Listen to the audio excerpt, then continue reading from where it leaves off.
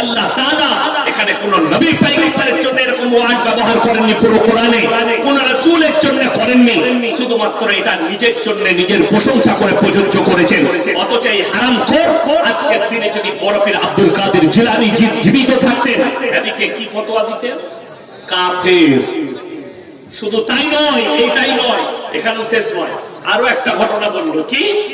আমার বাবাজিরা বড় পীর দস্তরখানে খানা খেতে বসেছেন, দেশি মুরগি দিয়ে ভাত খাচ্ছেন, খেতে খেতে হাড্ডিগুলো একদিকে রাখছেন। একজন মুরিদ বললেন, বাবা আপনি হাড্ডিগুলো একদিকে জড়ো কেন করছেন? তিনি বললেন, হে আমার মুরিদ শোনো, আমি যে হাড্ডিগুলো জড়ো করছি, যে মুরগিটা খাচ্ছি, আমি আব্দুল কাদের জিলানী ওই মুরগিটাকে আবার জীবিত করার ক্ষমতা রাখি। নাউজুবিল্লাহ। কত বড় অপদার্থ কথা! এই ঘটনা আমি বলে যাচ্ছি আব্দুল কাদের জিলানী নয়, আব্দুল কাদের জিলানী বলেননি, এই কুটকাখোররা বানিয়েছে। আমার কাছে মোবাইলে একটা রেকর্ডিং আছে। কোথাকার? উত্তরপ্রদেশের এক বক্তা। আপনি অবাক হবেন, তার বয়ান শুনলে আপনার দিমাগটা আউট হয়ে যাবে। সে কি মানুষকে বার্তা দিচ্ছে বলে দিই, মানুষের বার্তা শুনলে অবাক হয়ে যাবে। একটু শুনেন। आजम बगदाद के मदरसे में बैठे हुए हैं, तलबा को पढ़ा रहे हैं। अचानक अपना हाथ चादर में डाला, कुछ देर बाद निकाला, हाथ पानी से तर है। तलबा ने पूछा, हुजूर ये क्या मामला? अभी तो हाथ सूखा था, चादर में डाल कर गीला कैसे हुआ? फरमाया, एक माह कब यमन से कुछ लोग बैत के लिए आए थे, मैंने दाखिले सिलसिला किया।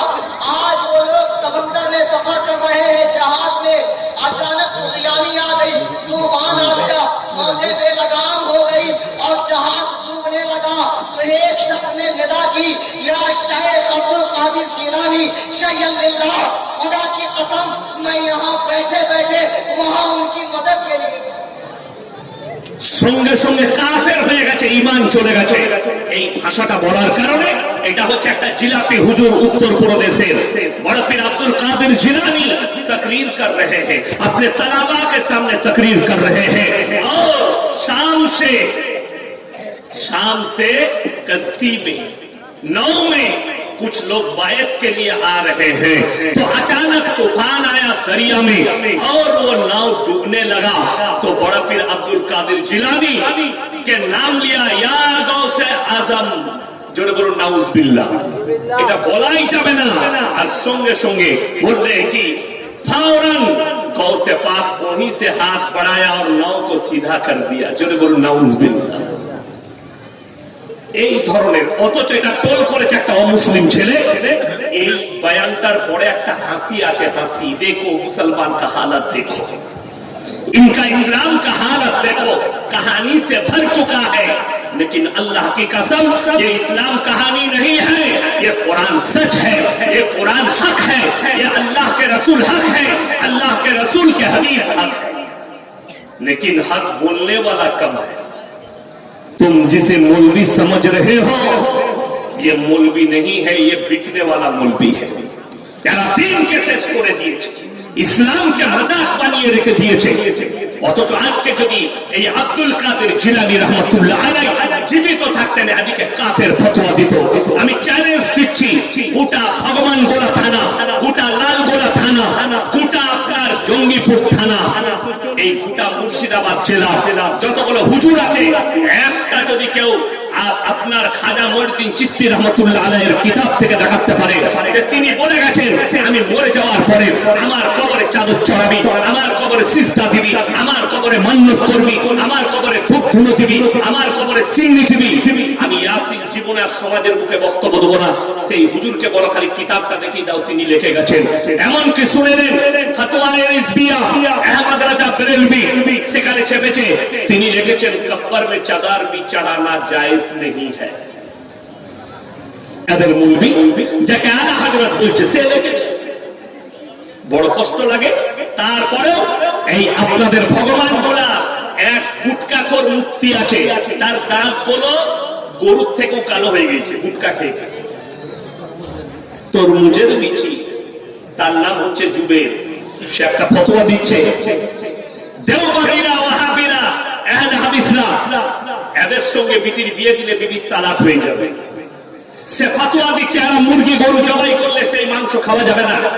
অথচ অবাক লাগে, শুনেলেন পৃথিবীর বিজ্ঞ শেখ এবং আলেমরা আহমদ রাজা বেরেলভিকে কাফের ফতোয়া দিয়েছে তার খারাপ আকীদার। অনেকে জানে না এটা, আমি জানিয়ে দিলাম আজকে।